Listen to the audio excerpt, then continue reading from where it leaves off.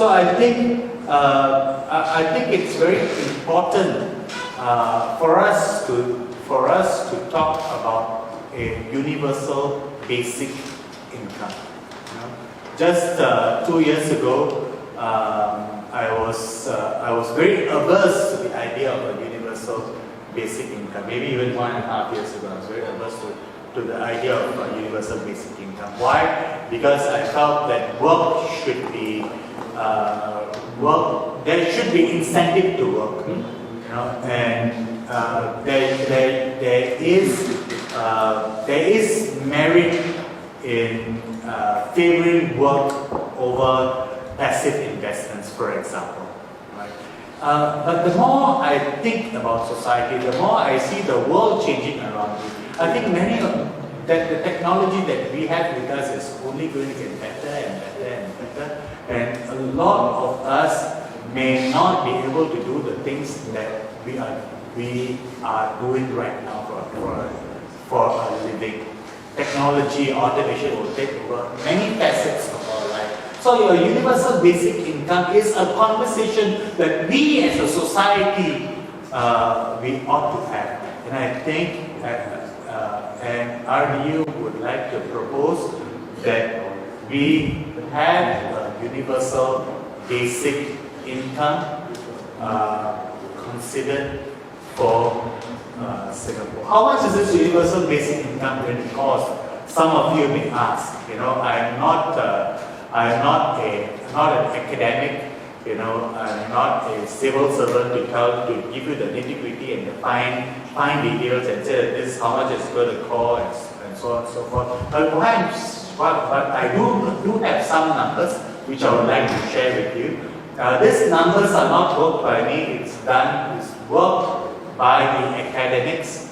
You know, and it comes to and the academics worked on this number. So I'm just going to give you this number. It's 100.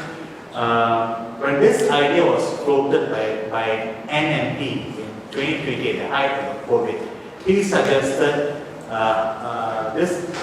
NMP suggested $110 universal basic income for 12 weeks, you know, and it will cost about $4.62 billion. You know, so it's only for a limited period of time, $110 for 12 weeks, and it will cost $4.62 billion.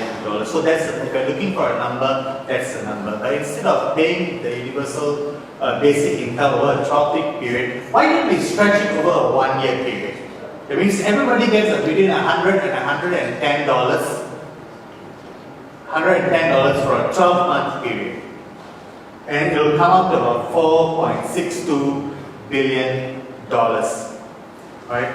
And the NMP who made this suggestion, he didn't even say that you need to take it from taxpayers.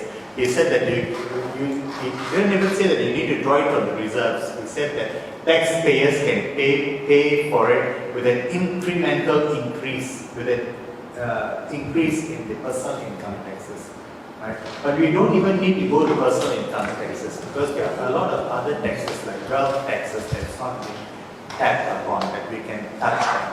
But why am I bringing this up? It's because I think that what's needed is a political will to make Singapore into a democratic society based on justice and equality. We need political will, and to give everybody $100 a month. You know, it's not a radical idea as well.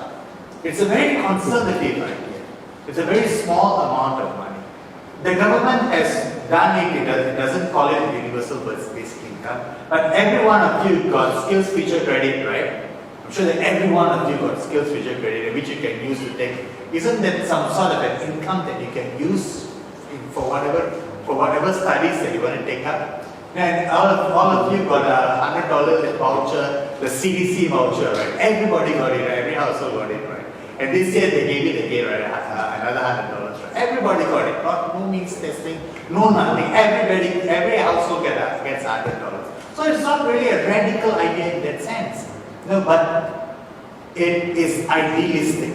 this $100 every month that every Singaporean gets it's an ideal, it's aspiration, because we foresee a future where automation may make all of our jobs obsolete. So it's an ideal that we see.